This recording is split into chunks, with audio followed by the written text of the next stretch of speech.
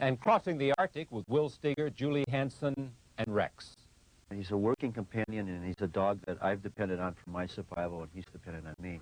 So we have an incredible bond. So you're bound, doesn't it? Yeah. It's a dependence. Yeah, it's a dependency and it's a love between us, and we've been through a lot of things together.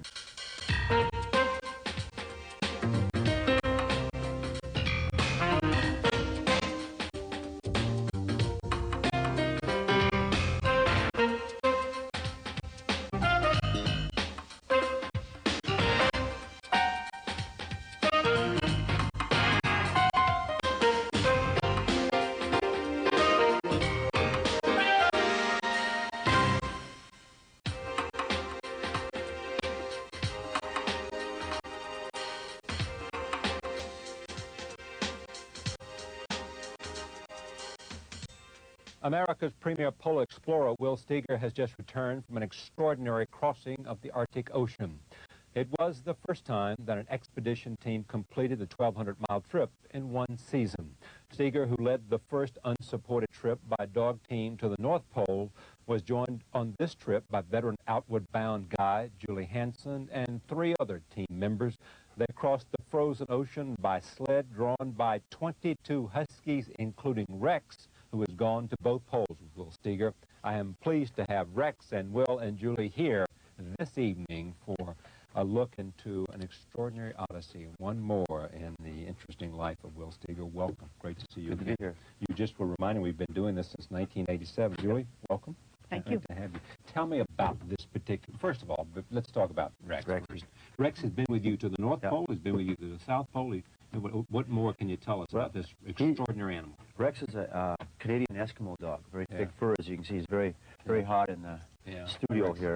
But a very strong body, and he's traveled with me almost 12,000 miles. He's a real good dog. Is that a face to love? Yeah, he loves New York City. Yeah. And, loves New York City because of the smells? Smells and different things happening, lots of things. No bugs, there's bugs back home. But and what's the extraordinary thing about this animal? It's his ability, his adaptation to the cold, which is the fur, but his incredible spirit and strength. Yeah. You don't see a spirit here because he's so hot, but he's just incredible. How did it reflect itself on this journey? Well, on this, we had 22 dogs, and the spirit is extremely important on the dogs. We were actually we had 3 sleds, 7 dogs each, and that was really a low number of dogs. But the spirit of these dogs were able to really pull the sleds. Yeah. I mean, are they born with this leadership ability, or is that bred into them? It's pretty much in the breed. Yeah. And then we encourage that along the line. About probably 95% of our dogs are good. Yeah. But it's a tremendous amount of training. Look at that face here. Here, Rex. Rex, come on over. Jump up to the table. Yeah, step up here. But we trained 3 years prior to this, 3 other expeditions. Look at that. Yeah, there he is. Look at that. He's really big. Hey, Rex. He's 90 pounds. He looks like about 120. Yeah. Look at that face. Yeah. Wow. Now, how do you feel about him? How do you feel? You must feel terribly bound up with this animal. Yeah, he's not only a friend, he's a working companion, and he's a dog that I've depended on for my survival, and he's dependent on me. Yeah. So we have an incredible bond. So you're bound, doesn't it? Yeah. It's a dependence. Yeah, it's a dependency, and it's a love between us, and we've been through a lot of things together. And what's the significance of this expedition? Well, the significance was, first of all, it was a very rough crossing. The Arctic Ocean's about the size of the United States, and we did about 1,200 miles of that, and it was a very significant expedition in itself. You let him down wherever he wants to go. And that's it, Rex. Just have fun. It smelled your little heart out. It'll be over off stage now. But the real significance was the fact that there was 5 of us on the ice, but we shared it with millions of school kids and people around the United States. We were on the internet on a daily basis. And what's the significance of that? The significance is that, first of all, for the first time in an isolated area, you could bring the Arctic live and real every day to the classroom. We wanted to use this project, the expedition provided a curiosity, but we wanted to use the project to draw people into the internet system, to demonstrate the use of the internet and what the uses it could be used on. So we had, I'm not sure, we haven't tallied it up yet, but it was a huge following on the internet. And we also tied this into various curriculums in the schools. Yeah. Julie, tell me about what did it mean to you to do this? What was interesting about it? Well, the education aspect of the expedition was important to me, just because I was not really interested in trying to do something that was a little bit of a first or that sort of thing. I'm a former teacher and thought that kids could benefit so much from looking at the way that we had to solve problems and work hard to reach our goals, and if we were able to communicate that every day, it just seemed like a great learning experience for young people.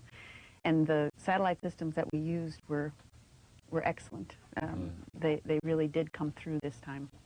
Hard not to put your eyes on them and watch them find out where Rex is going to go. Rex. Let me take a look at some, just so that the audience at home will have an opportunity to see what you saw. This is, set this up for me. This is from the project, and you'll see what here. Okay.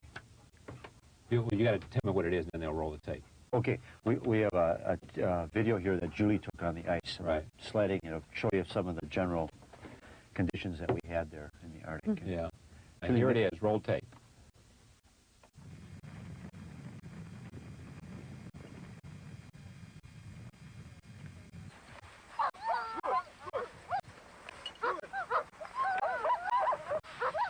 Always grating against each other and pushing up blocks like you see right there. And Victor was our navigator and point person. Been nice here. Found a route that we there. could navigate. Rex, we saw you. Rex, In his environment. saw you. Nice and cool. All right, you were And that, great. that showed crossing a newly opened lead. You could see lots of chunks of ice still floating in the We had water. a lot of these pressure ridges, hundreds of these ridges that we had to chop, and then we ran the dogs. We chopped them down a little bit and run the dogs. What do you feed the dogs? They a special science diet formula. It's Oh, really? 2 pounds. 2 pounds of food, 6,000 calories. What is the excitement of this area for you, the poles for you, Will? Well, this North Pole is a real dramatic area. It's always changing. It's a lot of adventure. You never know what's going to happen. We're going through a change of route here, route plan.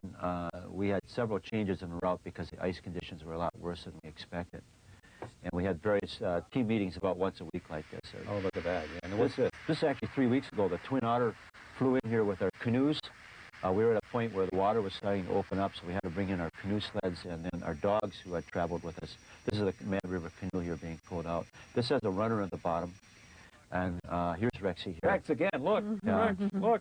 This there now you are. See? I don't know, around the 24th of June, that, I Rex. guess. And these dogs now are going out. They've been with us since February. Yeah. And we're going to load them on the plane. And what they're going to go on the plane and Go out to our base camp and wait for our oh, there they go. There they are. They're off, Rex. They're off, yeah. This is a pretty sad moment for us. It was goodbye. Yeah, there's Rex sleeping already. Sleeping in the, he's in his environment here. And what do you learn on these trips? Well, a lot. In this case, intuitively, you really have to have a real pretty quiet mind and be tuned into the surroundings. It's quite a dangerous area if you're not aware. And I've added to my knowledge of the Arctic Ocean. But in this case, the ability to share this, to put what you're learning alive on the And internet. what do you hope these kids get from this because of the internet connection? You want them to come away with a sense of what? Well, in this case, we provided through the International Arctic Project a perspective of the Arctic. It showed, I think we've demonstrated that the Arctic is connected to our everyday life. In other words, pollution in the air travels to the Arctic, and that definitely affects the Arctic. The weather, our future weather will be affected by that. But we drew attention to the Arctic, and I think hopefully what we did do is give a broader perspective. Now, has this gotten to be commonplace with you so that no longer do people say, well, you're a little crazy, you're not going to make it this time? They've given up calling me crazy because they know I'll just go out and do it again. Yeah.